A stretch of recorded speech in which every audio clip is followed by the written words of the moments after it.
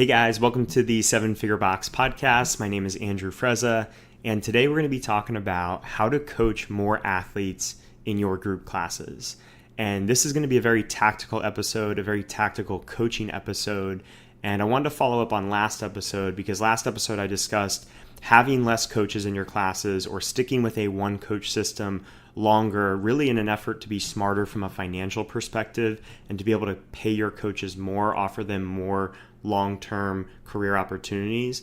So I want to use this episode to point out that the last episode does not mean that we're advocating less coaching in your classes. And I want to use this episode to give you some really tactical ideas to get more out of one coach, to get more out of yourself when you're coaching. So that way, when you're on the floor, your members don't feel like they're missing out because they only have one coach in a class. Or if you're still in a two coach system, how you can maximize every minute. So that way your members feel like they're getting a ton of individual attention in those classes. And one of the most foundational pieces that we talk about in our Rockstar coaching course that we all need to understand as coaches is that we're trying to constantly individualize the group class experience. And when we look at a group CrossFit class, one of the biggest mistakes that most coaches make is they treat the group as a group. But what we should be doing as coaches is we need to think of a group not as a group, but as a group of individuals. And we're constantly looking at how can we create the best experience for the individuals of the group instead of simply managing the group as a whole. And sometimes as coaches, we focus too much on kind of herding the group as like cattle rather than focusing on each of the individuals and maximizing our minutes with each one of those, maximizing the experience for each one of those individuals. So in every class that we coach, our goal is to get 3 to 5 or more individualized touch points with each of the individuals in that group. And these individual touch points need to include that person's name. That's one of the key elements that really individualizes it. It's not enough to just coach from afar. It's not even enough to really coach in a one-on-one setting. We need to use people's names because that takes it to the next level. And it really feels like a different experience from what people are getting in other places like their typical yoga class or an Orange Theory class. This is our way for us to really differentiate ourselves and step up that community experience and that social experience, and people feel really cared for when you use their name consistently. And when we have small classes, it's really not hard to do that. It shouldn't be hard to do that. We don't want to get complacent and forget to do that, but it shouldn't be difficult in terms of having the amount of time to do that. But once we start to get 8, 10, 15, 20 plus people in a class, this becomes a lot harder. So what I want to give you guys is some strategies here where you can maximize your coaching, touch more athletes as your classes get bigger, because I don't want you to get in a position where every time your gym grows and your classes get bigger, people get less individualized attention. They stop coming, they're not as happy, they cancel their membership, and then your classes get small again. You don't want to have this endless cycle where you're constantly having to feed those classes with marketing, and then people don't have a great experience, and then a few people drop off and the class size kind of drops it down again. You want to be able to constantly add to your classes and maximize your coach's ability to handle more athletes per class.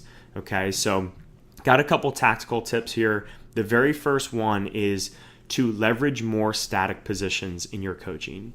Okay, this is something that they talk a lot about in the level 1s and level 2s is static versus dynamic coaching.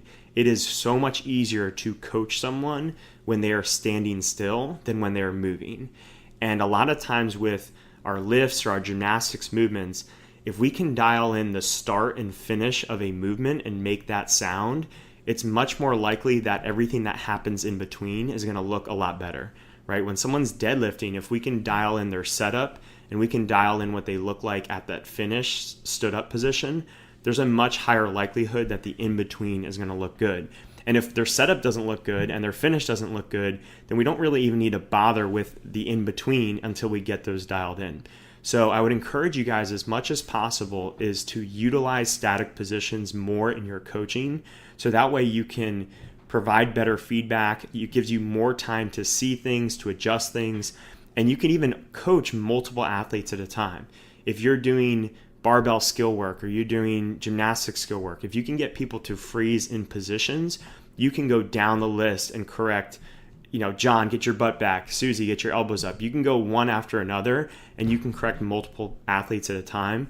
Whereas when athletes are moving dynamically, we really should only be watching one athlete at a time, because in order to see those level of details, we need to really be focused on that person. So that's number one. Number two is to take the dynamic positions and simplify them or slow them down. And this works really well with barbell movements. So when we're trying to refine things like deadlifts and cleans and snatches and front squats, if we can work in a lot of tempo work with those movements, it's going to give us a chance not only to see things better, which is step number one, we have to be able to see things, but number two is that we can correct things during the actual movement on the fly because they're moving slow enough to make those adjustments. So I would encourage you guys to use more tempos. Maybe you have it programmed in the workout, but where we can utilize this more as coaches in warm-ups. We can use a lot of tempo work. We can use a lot of static positions in our warm-ups to maximize our coaching, so we're utilizing the full 60 minutes to coach and getting a lot more opportunities in there. We can also break things up into their component parts. So if we have people that need work with their toes to bar, let's work on their kip swing. Let's work on their static hang. Let's work on their scap pull-ups. Let's work on the basics first, and just dial in those basics before we start trying to master the entire movement. Okay, if we're doing cleans, let's look at position one. Let's look at position two.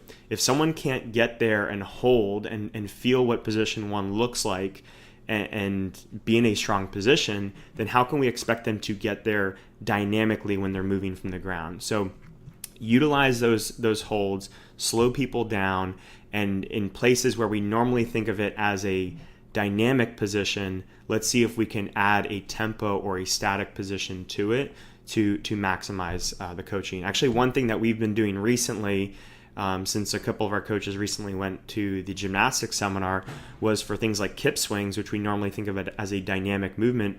We've been doing more holds. We've been going hollow, neutral, arch, and having people hold for a couple seconds. And we're finding that's really allowing us as coaches to improve their kip swings a lot faster because we're adding those in. Number three is finding ways to remove downtime in your classes. Okay, so this is something I really want you to look at specifically when you have strength and skill work. Okay, I'm a huge fan of things like EMOMs, just for creating structure in your classes, for helping to spread people out. But a lot of times if we're doing EMOMs or we're doing every 2 minutes on the minute, it spreads people out. It has a good organization, has a good structure, but we have a lot of downtime. We have a lot of time where all of our athletes are moving at once, and then we have 30 seconds or a minute or more where no athletes are moving. And it kind of creates a dead atmosphere in the class. But from a coaching standpoint, it's impossible to see everybody move when everybody's moving at once. And then everybody's resting at the same time, so you can't see anybody move. And you're kind of in that downtime period. So what I would suggest is find ways to create less downtime as a whole. You still can have the rest built in, but partner people up, have people start at different minutes. Do interval workouts where, if you have an interval workout in a class, like a conditioning workout, have one group go and then the other group go while they're resting. It might be a 3 minutes on, 3 minutes off workout. You might have plenty of equipment to fit everybody in the same heat, but by doing it as multiple heats and spreading people out, it's going to provide you much more coaching opportunities. So simple things we'll do, if like we're doing an EMOM, sometimes we'll have one group start at the 30-second mark instead of the top of the minute, right? And we might just quickly call out, hey, if you're on this side of the room, you're going to start at 0. If you're on this side of the room, you're going to start at 30 seconds. Or all men are going to start at 0, all the women are going to start at 30 seconds. Another thing you can do if you have like an open window or if you have an EMOM is just control the group a little bit better. So in an EMOM setting, you might have John and Sally right next to each other. And just right before they lift, say, hey, John, just wait 10 seconds. I'm going to watch Sally really quick, and then I'm going to watch you.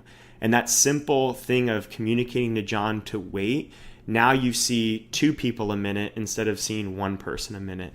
And, a lot of times we think about creating structure because we're trying to manage our largest classes, but I would encourage you guys to do this regardless of class size. So you're just utilizing that downtime to create as many coaching opportunities as possible. And then the fourth and final tactic here is a big one, is to maximize the 10 minutes before and after every class.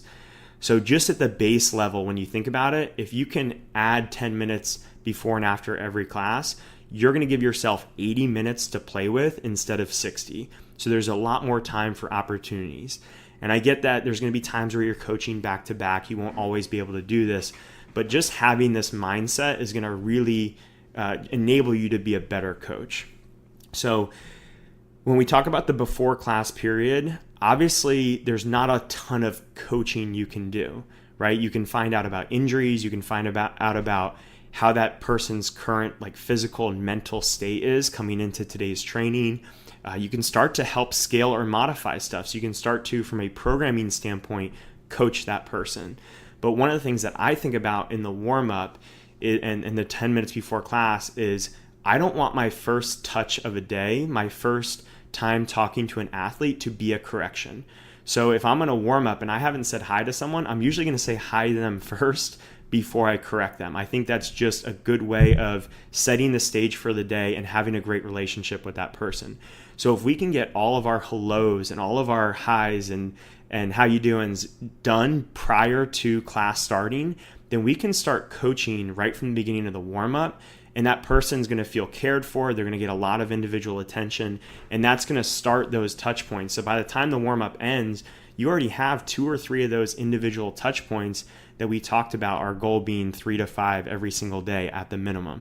For the 10 minutes after class, this is a great time to add praise or positive reinforcement, or to go in more depth on something that maybe you wanted to elaborate more on in class, but you guys didn't have the time to talk about, or because they were in the midst of a workout, you didn't want to go into that level of detail. So I know a lot of great technical coaches out there are kind of missing that praise piece. They're great at giving people feedback, but they kind of miss that follow-up and that praise piece. So if you missed it during class, this is a great time to find that person in the room and give them that follow-up to say, hey, great job keeping your elbows up in the workout. Way to keep that position in that final set when you were tired.